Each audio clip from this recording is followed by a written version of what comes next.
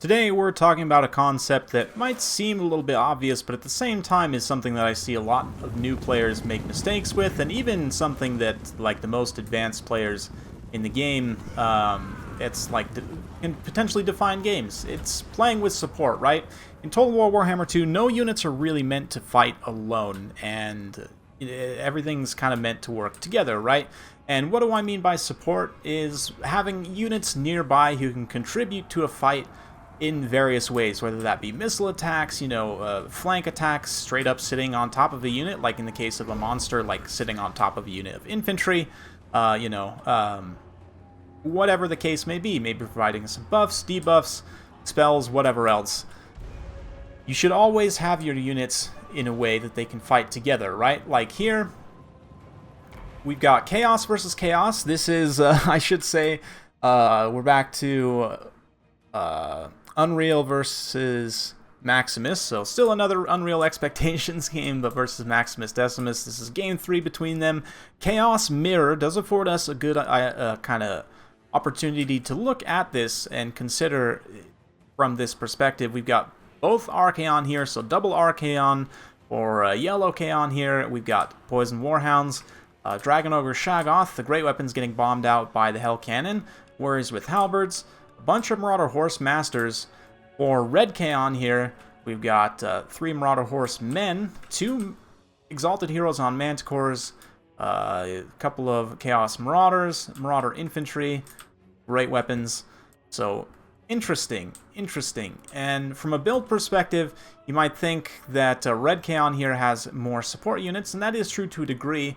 What that means for Yellow Chaon here is he's going to have to stick extra close with his more elite support units and try and take advantage of them. So Yellow Chaon immediately pulling away from here as he realizes he's kind of exposed. He's got these hounds in here who could potentially come in for some support, but they're not really enough to combat all of this, right? There's Red Chaon here and an Exalted Hero on a Manticore. You can see this other Exalted Hero swooping over for a potential gooning attempt, so this is more or less exactly correct. Move these two together, and you can see in just a minute the Marauder Horsemasters are also going to wheel back here as well. Right now they're just kind of throwing at these Horsemasters here. Infantry preparing to meet there in the center. The Hounds, again, just staying in a position where if these guys were to dive down, they could immediately run in and catch, and that positioning is so key. I talked a little bit about it before. Positioning, one of the most critical aspects of the game, and support is kind of, secondary to that, making sure you have units in a position to do such thing. Like here, brought for a quick tear route, but immediately the Shaggoth is on station, and both players are going to do a good job of just pouring in extra support to this fight. But considering that this Manticore already took a lot of damage initially, you can see like Hounds rushing in for both sides. Both players now actually have their Horseman blobs kind of around here supporting, but this unit of Hounds here kind of pushing this support away.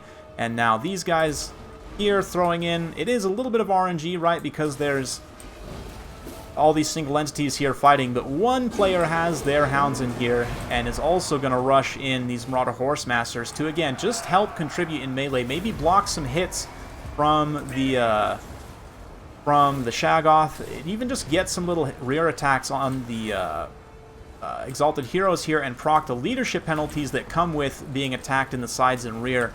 Helps the Shaggoth survive that attempt, and actually both the Manticores go down. So even though some other Horsemasters had to be run into this blob of horsemen to potentially be sacrificed, it ended up proving a pretty decisive engagement. Now Red Chaon is in trouble.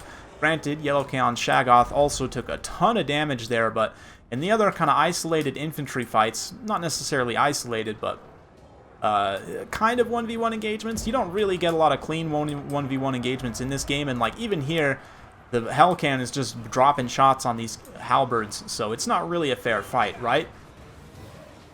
But yeah, I mean, what I was gonna say is Yellow Chaon's infantry managed to win out largely there, and now Red Chaon's a little bit on the back foot. It does put him ahead on the balance of power actually, but the two Archaons actually coming to blows now at this point, so this is definitely some wild, chaos stuff. I'm sure just some mad vision of Archaons that he's been gifted by the gods, that he has to fight himself, make up whatever lore story you will about that. you know, he has to claim the crown of the Ever-Chosen from himself. I don't know. You know what I mean. But the Manticore is going to come back and try and bail out Red Kaon here. You can see both players still having the Hounds and the Marauder Horsemasters, Horsemen all in play. The Hounds in particular are very important because of the poison damage debuffing speed here. And that's one of the other things is, like abilities, right? Traits and stuff like poison, you know, whatever else you could use to contribute to help swing the fight in your favor, right? And Yellow Kaon's Shaggoth just barely alive still. The Hell Cannon still online, though, has a decent amount of ammunition left, and it has more or less just equalized the infantry fight, right? So, even though the heavier infantry of Yellow Kaon here, definitely more quality, the Hell Cannon does change that significantly. But at this point, Yellow Kaon taking a good advantage on the balance of power, even if the Shaggoth goes at this point. Like those Hounds just chasing stuff off, he's still got a good presence of Horsemasters, and of course, Yellow Kaon himself. It's just amazing. These horsemen getting, or sorry, Marauders getting routed off. They wish they were horsemen. They could run away a little bit faster. Yellow Kaon hanging out near his horsemen. Again, he doesn't want to get too far away from these units, just in case this Manticore were to come in and get a good charge. Now, the Manticore is going to come in and get that charge. Might do some damage. Archaon does pop Cascading Fire Cloak to help defend against that, up to 84 melee defense, so probably not. And then the horsemen just throw javelins in the side, right? Archaon does get the killing blow there, which is nice to see. And with that, Unreal takes that series, and spoiler alert, both Unreal Expectations and Butcherbird, who I've been featuring recently, moved on from that group. Unfortunately, Maximus Decimus did not, I don't think. But yeah, well played to both regardless. Awesome tournament. I have to say, this Warhammer World Championship, I've had so many good games on the channel from that. I really have to, again, shout out Moors and all the referees and everyone who involved in that. Yeah, from analysis standpoint, though, just the timing of the support there in that kind of monster hero engagement was very, very critical. And the Horse Masters, you can see, did generate some really nice value as a result.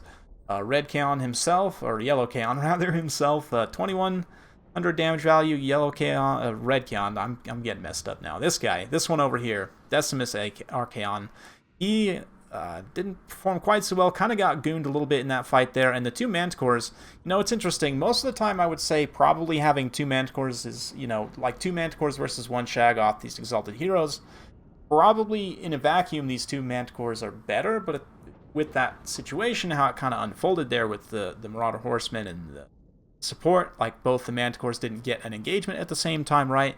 Ended up working out for Unreal. And I mean, he had more Maximus here, he had more Marauder Horsemen, and, you know, only one Hound rather than two.